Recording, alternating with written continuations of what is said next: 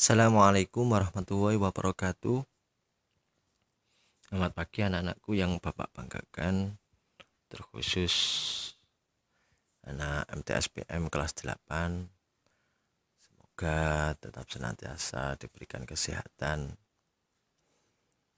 Marilah pertemuan pada pagi hari ini kita awali dengan bacaan Ummul Quran. Semoga pertemuan yang singkat ini membawa kemanfaatan, keberkahan fid-dini wa dunya wal akhirah. Al-hadini al-fatihah.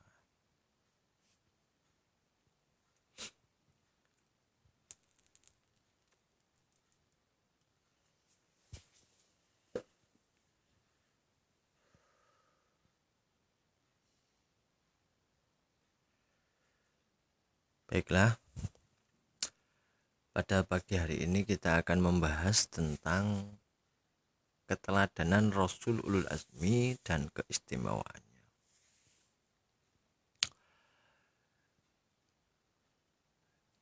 Seperti banyak diketahui bahwasanya jumlah Nabi dan Rasul itu sangat banyak.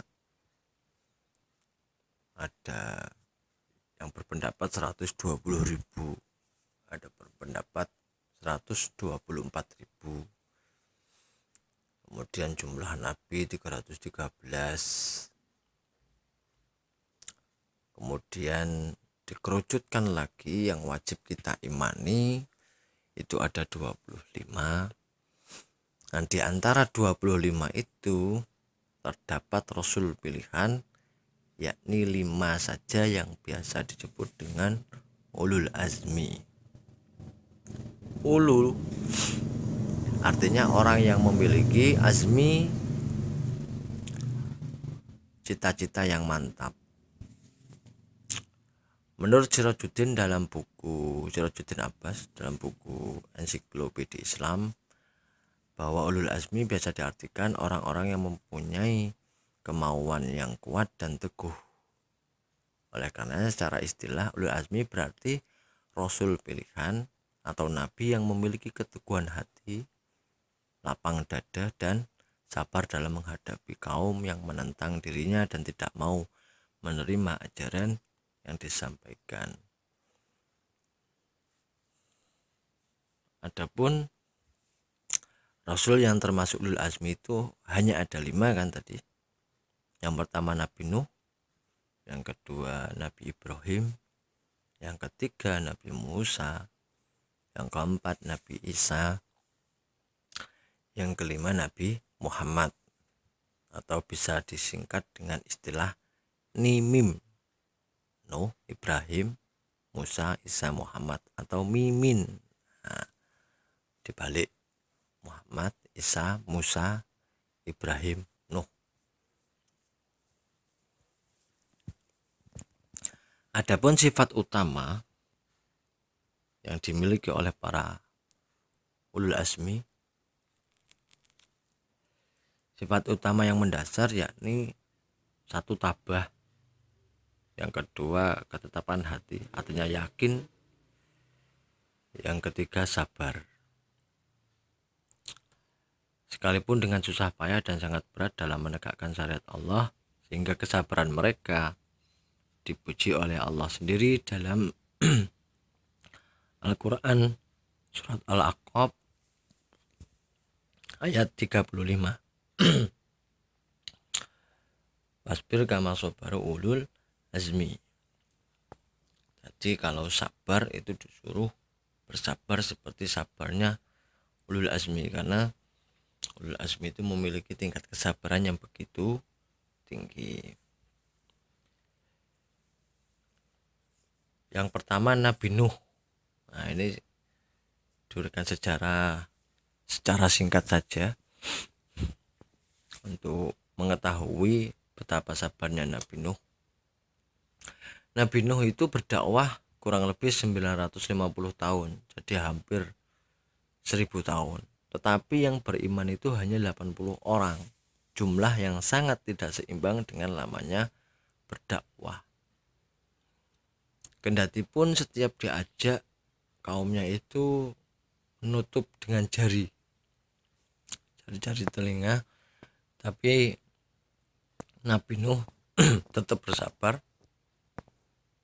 dan memiliki ketabahan selama 950 tahun hingga akhirnya kemudian Allah menimpakan azab berupa banjir besar yang mampu menenggelamkan semua orang yang tidak beriman termasuk istri dan anaknya. Bahkan istri dan anaknya pun itu durhaka sama Nabi Nuh. Coba bayangkan, seorang suami ditinggalkan anak dan istrinya dalam keadaan yang tidak masuk ajaran yang dibawa oleh suaminya, itu bukan 1 bulan 2 bulan tapi 950 tahun. Yang beriman hanya 80 orang saja. Yang selanjutnya adalah Nabi Ibrahim.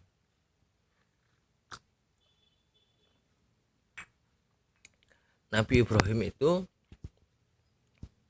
semenjak kecil sudah berdebat tentang ketuhanan sama ayahnya sendiri atau orang tua dan kaumnya. Itu berdebat tentang Allah itu.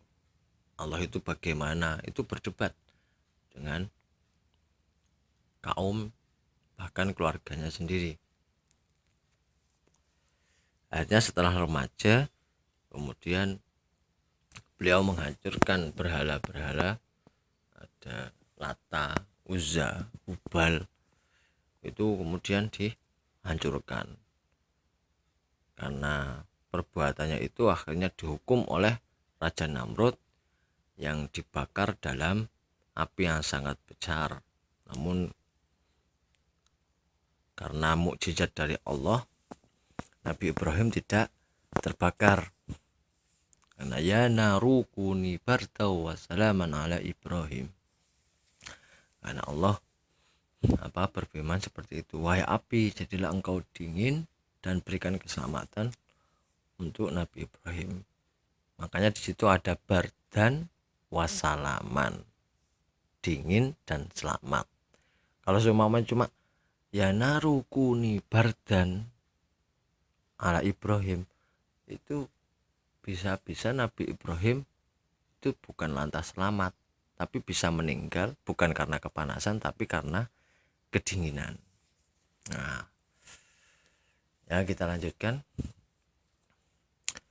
Kesabaran Nabi Ibrahim bukan hanya itu, tapi dalam peristiwa menerima perintah Tuhan yang pertama, yakni membawa Siti Hajar dengan anaknya Ismail yang masih bayi, disuruh membawa ke tempat yang di situ tidak ada pepohonan, tidak ada air, tanahnya tandus dan gersang. Kemudian keduanya harus tinggal di tempat tersebut. Makanya diabadikan dalam suatu doa, Rabbana inni askantu min dzurriyyati biwadin ghairi dzi zar'in 'inda baitikal muharram. Rabbana liqimus shalah, terus itu. Hingga akhirnya kemudian perintah keduanya disuruh menyembelih putra kesayangannya, yakni Ismail. Lama nggak dapat keturunan, setelah dapat keturunan disuruh menyembelih. Nah,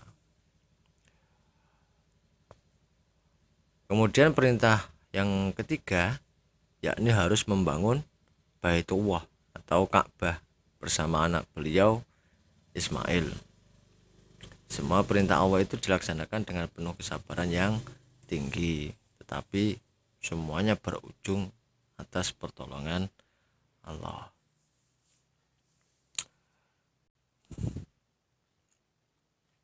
Kemudian Nabi ketiga, Nabi Ulul Azmi yang ketiga, yakni Nabi Musa, yang diberikan kelebihan dapat berdialog langsung dengan Allah. Oleh karenanya dikenal dengan istilah Musa Kalimullah.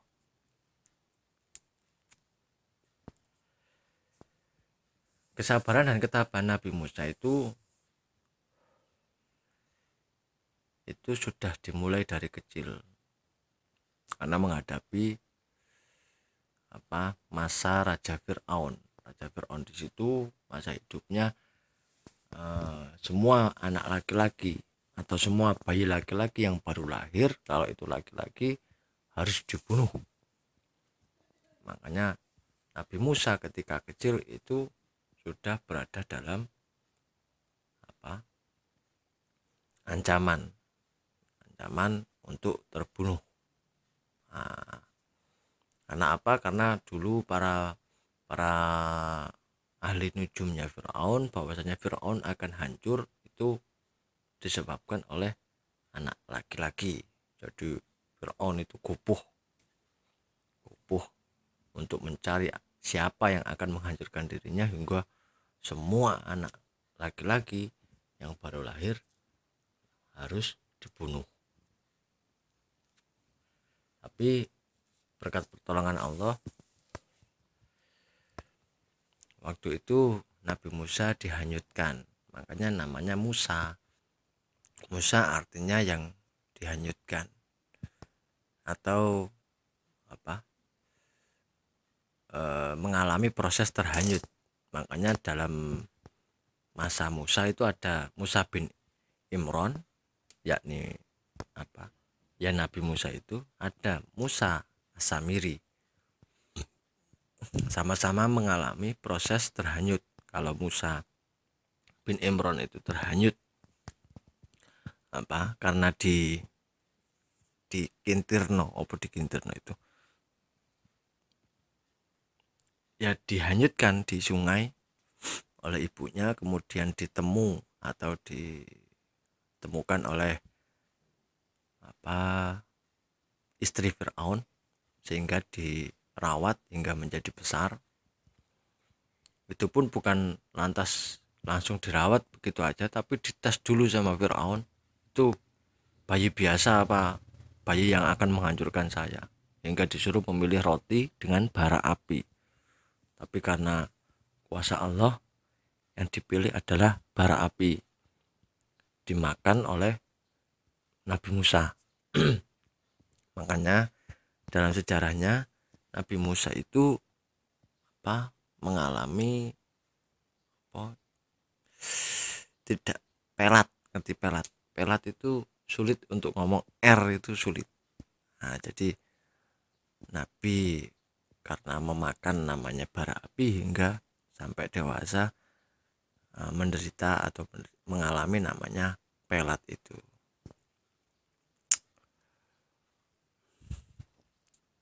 Setelah besar, kemudian berdakwah kepada kaumnya dan mengajak Fir'aun atau berdakwah kepada Fir'aun hingga dianugerahi tongkat sebagai mukjizat yang akhirnya Fir'aun mengejarnya, kemudian dan harus tenggelam bersama tentaranya di Laut Merah. Gitu. Kemudian Nabi selanjutnya adalah Nabi Isa. Nabi Isa itu sedari kecil juga begitu, mengalami proses yang luar biasa, dituduh sebagai anak zina. Kemudian diabadikan dalam suatu ayat kan, qala ini Abdullah, aku ini bukan anak zina tapi Abdullah, aku bisa berbicara. Jadi Nabi Isa itu bisa berbicara ketika masa bayi, menjawab tuduhan-tuduhan kaumnya, sehingga menjawab qala ini Abdullah atani alkitab wa ja'alani nabiyya, itu hingga besar kemudian berdakwah. Bukan hanya itu, mengalami tantangan dan mengalami fitnahan dari pendeta-pendeta Yahudi, kemudian hingga mengalami proses disalib. Tapi yang disalib itu bukan Nabi Musa, tapi melainkan Yudas Iskariot atau nama lainnya Yahuza Askharyuti. Jadi sebelum disalib itu diangkat oleh Allah ke langit. Kemudian Nabi Muhammad sendiri sudah ditinggal wafat sedari kecil, masih dalam kandungan, kemudian disusul ibunya juga wafat ketika mengunjungi, mau berziarah ke makam ayahnya, itu juga ditinggal ketika beliau masih kecil. Bukan hanya itu, beliau menyusu itu juga pada orang lain, menyusu pada Halimah As-Sa'diyah, ya kan?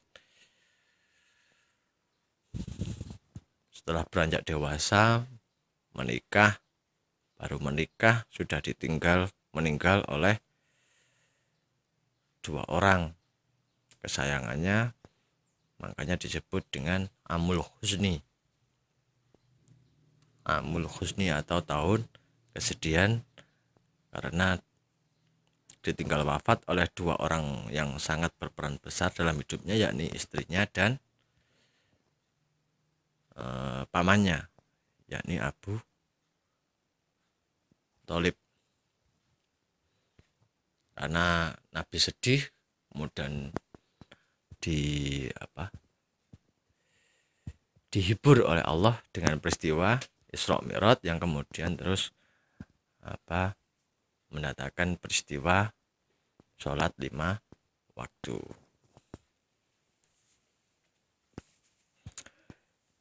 Adapun hikmah beriman kepada Rasul Ulul Azmi dalam kehidupan antara lain yakni 1. Bertambah iman kepada Allah.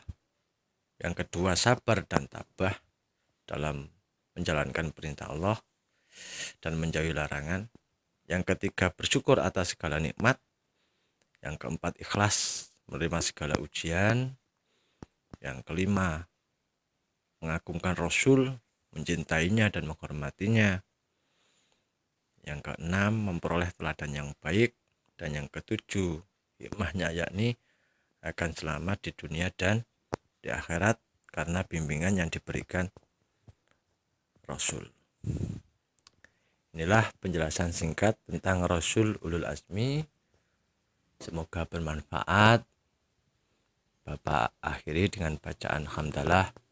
Alhamdulillahirabbil alamin. Jangan lupa semangat, tetap belajar, jangan nakal di rumah. Tetap saling doa. Ihdinas siratal mustaqim. Assalamualaikum warahmatullahi wabarakatuh.